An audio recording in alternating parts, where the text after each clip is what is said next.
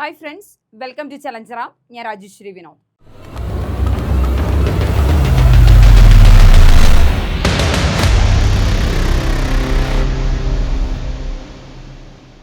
ഇന്ന് നമ്മുടെ മോർണിംഗ് ചലഞ്ചിൻ്റെ മറ്റൊരു ക്ലാസ്സാണ്. നമുക്ക് ക്ലാസ്സിലേക്ക് കടക്കാം. എന്തൊക്കെയാണ് പഠിക്കാനുള്ളത് എന്ന് നോക്കാം.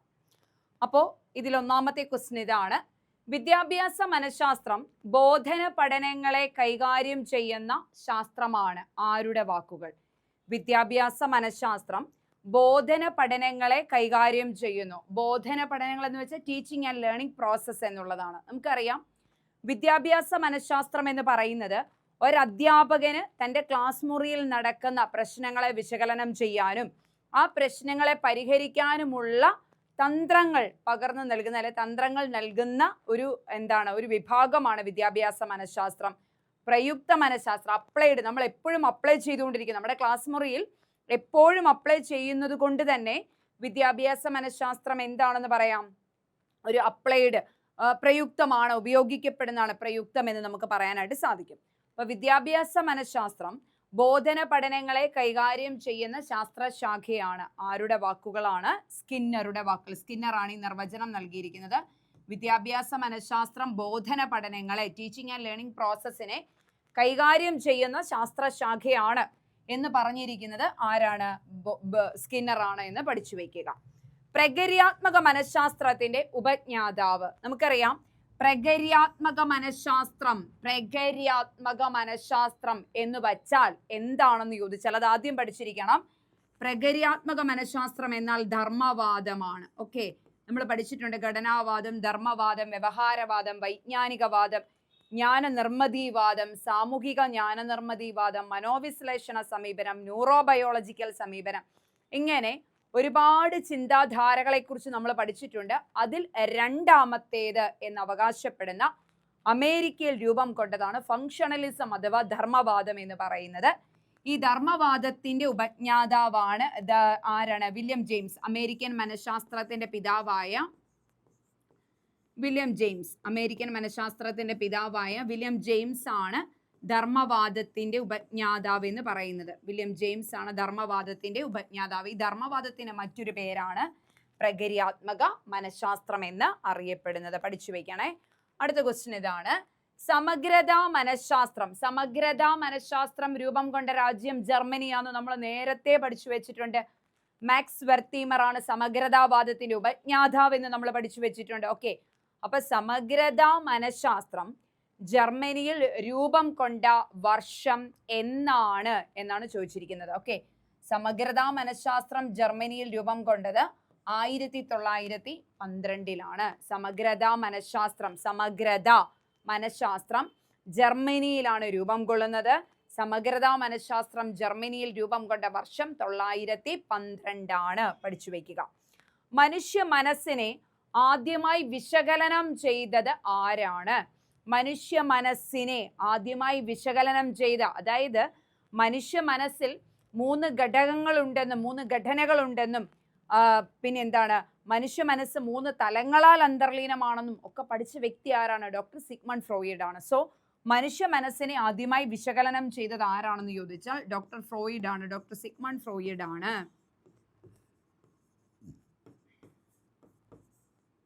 മനുഷ്യ മനസ്സിനെ ആദ്യമായി വിശകലനം ചെയ്തത് ആരാണെന്ന് ചോദിച്ചാൽ ഡോക്ടർ സിഗ്മണ്ട് ഫ്രോയിഡ് ആണ് എന്ന് വേണം ഉത്തരം എഴുതുന്നതിന് വേണ്ടി. പഠിച്ചു എന്ന് വിചാരിക്കുന്നു. ഇനി അദ്ദേഹം മനുഷ്യ മനസ്സിനെ പഠിക്കുകയും മനുഷ്യ മനസ്സിന് ഇത്, ഈഗോ, സൂപ്പർ ഈഗോ എന്നീ 3 മാനസിക ഘടകങ്ങളും ബോധതലം, ഉപബോധതലം,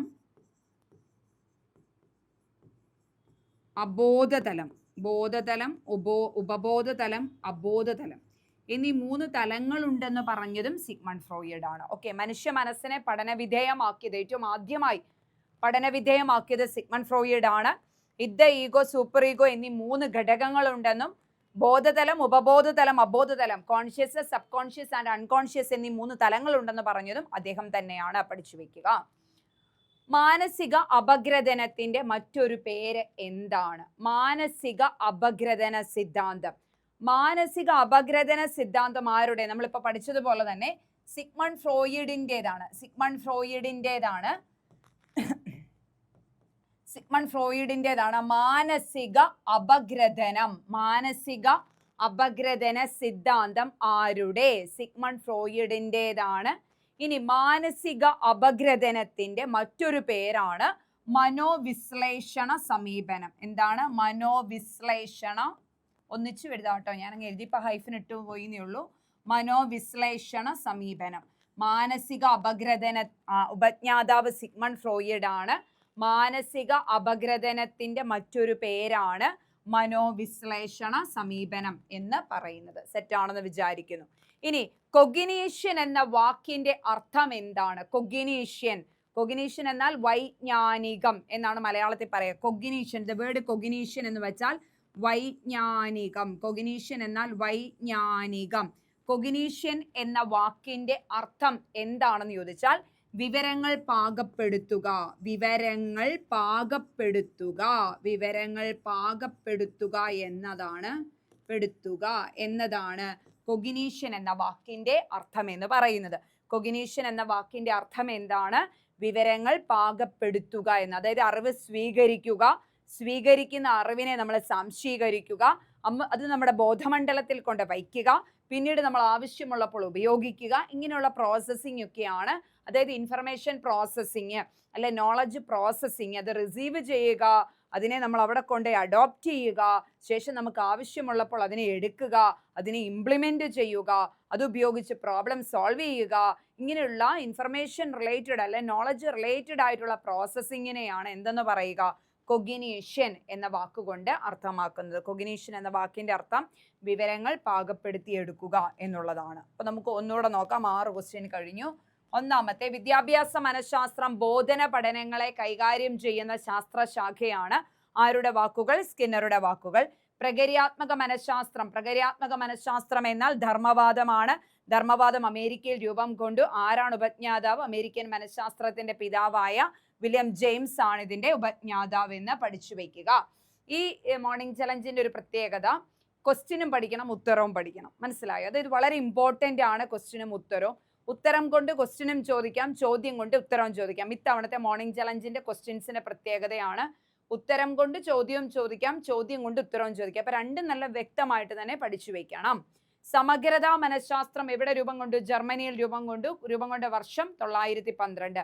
1912 സമഗ്രതാവാദം ജർമ്മനിയിൽ രൂപം കൊള്ളുന്നത്. ഒറ്റ സെന്റൻസ് ആയിട്ട് നമുക്ക് പഠിച്ചു വെക്കാവുന്നതാണ്. മനുഷ്യ മനസ്സിനെ ആദ്യമായി വിശകലനം ചെയ്തത് ആരാണ്? സിഗ്മണ്ട് ഫ്രോയിഡ് ആണ്. സിഗ്മണ്ട് ഫ്രോയിഡ് എന്താണ് മനുഷ്യ മനസ്സ് ആദ്യമായി വിശകലനം ചെയ്ത വ്യക്തിയാണ്.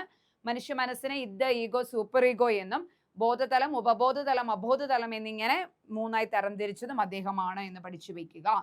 അടുത്തത്, മാനസിക അപഗ്രഥനത്തിന്റെ മറ്റൊരു പേരാണ് മനോവിശ്ലേഷണ സമീപനം = മാനസിക അപഗ്രഥനം. സൈക്കോ അനലറ്റിക്കൽ അപ്രോച്ച് എന്നാണ് ഇതിനെ പറയുക. Psycho analytical approach. Psycho analytical approach, മാനസിക അപഗ്രഥന സമീപനം. കൊഗ്നിഷൻ എന്ന വാക്കിന്റെ അർത്ഥം എന്താണ്? വിവരങ്ങൾ പാകപ്പെടുത്തുക എന്നുള്ളതാണ് കൊഗ്നിഷൻ എന്ന വാക്കിന്റെ അർത്ഥം. അടുത്ത ക്വസ്റ്റ്യൻ, നാഡീ വ്യവസ്ഥയുടെ സ്വഭാവം ആശ്രയിച്ചാണ് മനുഷ്യരുടെ ചിന്ത, വികാരം എന്നിവ ഉണ്ടാകുന്നത്.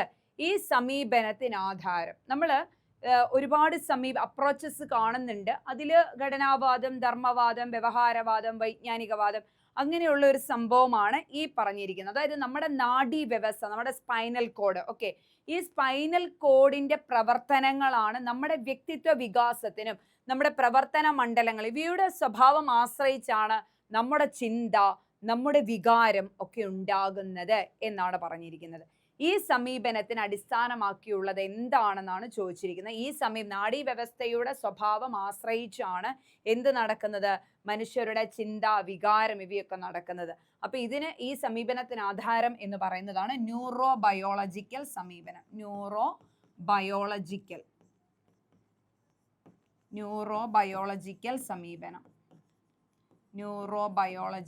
സമീപനം. ഓക്കെ, അടുത്തതാണ് 21ാം നൂറ്റാണ്ടിൽ രൂപം കൊണ്ട ഏറ്റവും പുതിയ സമീപനം ഏതാണ്? 21ാം നൂറ്റാണ്ടിൽ രൂപം കൊണ്ട സമീപനമാണ് ഇങ്ങോട്ട് കടന്നു വരുമ്പോൾ ഏറ്റവും പുതിയതായി രൂപം കൊണ്ട് മാനവിക സമീപനം. ആരുടെയൊക്കെയാണ്? കാൾ റോജേഴ്സ്,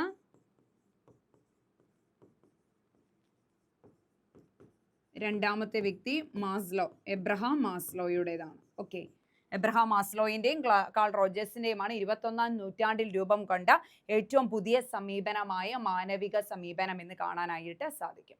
സെറ്റല്ലേ മക്കളെ? ഓക്കെ ആണ്. ഇനി അടുത്ത ക്വസ്റ്റ്യനിലേക്ക് പോവുകയാണ്. മനുഷ്യരുടെ എല്ലാ പെരുമാറ്റങ്ങളും ചോദക പ്രതികരണങ്ങളാണ്. മനുഷ്യരുടെ പെരുമാറ്റം എന്ന് വെച്ചാൽ എന്താണ്? വ്യവഹാരം, ബിഹേവിയർ. മനുഷ്യരുടെ വ്യവഹാരം അല്ലെങ്കിൽ മനുഷ്യരുടെ ബിഹേവിയർ എല്ലാം തന്നെ എന്താണ്? ചോദക പ്രതികരണങ്ങളാണ്. സ്റ്റിമുലസ് ആൻഡ് റെസ്പോൺസ് റിലേറ്റഡ് ആണ്. സ്റ്റിമുലസ് റെസ്പോൺസ് ഓറിയന്റഡ് ആണ്, അല്ലെ സ്റ്റിമുലസ് റെസ്പോൺസ് റിലേറ്റഡ് ആണ് എന്ന് അഭിപ്രായപ്പെട്ടത് ആരാണെന്നാണ് ചോദിച്ചിരിക്കുന്നത്. മനുഷ്യരുടെ എല്ലാ വ്യവഹാരങ്ങളും മനുഷ്യരുടെ എല്ലാ പെരുമാറ്റങ്ങളും ചോദക പ്രതികരണങ്ങളാണ് എന്ന് അഭിപ്രായപ്പെട്ടത് അമേരിക്കൻ മനഃശാസ്ത്രജ്ഞനായ JB വാട്സൺ ആണ്. JB വാട്സൺ ആണ് അഭിപ്രായപ്പെടുന്നത്. മനുഷ്യരുടെ എല്ലാ പെരുമാറ്റങ്ങളും ചോദക പ്രതികരണങ്ങളാണ് എന്ന് അഭിപ്രായപ്പെട്ടത് അമേരിക്കൻ മനഃശാസ്ത്രജ്ഞനായ JB വാട്സൺ ആണ്. പഠിച്ചു വയ്ക്കണേ. ഇദ്ദേഹമാണ് ബിഹേവിയറിസ്റ്റ് സ്കൂളിന്റെ ഉപജ്ഞാതാവ് അല്ലെങ്കിൽ വ്യവഹാരവാദത്തിന്റെ ഉപജ്ഞാതാവ് എന്നറിയപ്പെടുന്നതും JB വാട്സൺ ആണ്. പഠിച്ചു വയ്ക്കുക. ഘടനാവാദത്തിന്റെ മറ്റൊരു പേര് എന്ത്? ഘടനാവാദത്തിന്റെ മറ്റൊരു പേരെന്ത്? നമ്മൾ കണ്ടു പ്രകര്യാത്മക മനഃശാസ്ത്രം എന്ന് പറയുന്നത് ധർമ്മവാദമാണ്.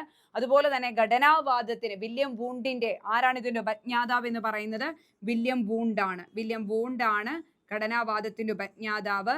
ഘടനാവാദത്തിനെ പഠനവിധേയമാക്കിയ വ്യക്തിയാണ് വില്യം വൂണ്ടിന്റെ ശിഷ്യനായിരുന്ന ടിച്നർ. ഇനി ഘടനാവാദത്തിന്റെ മറ്റൊരു പേരാണ് സംരചനാത്മക മനഃശാസ്ത്രം. സംരചനാത്മക, കേട്ടിട്ടിനൊക്കെ ചോദിക്കുന്ന എപ്പോഴും.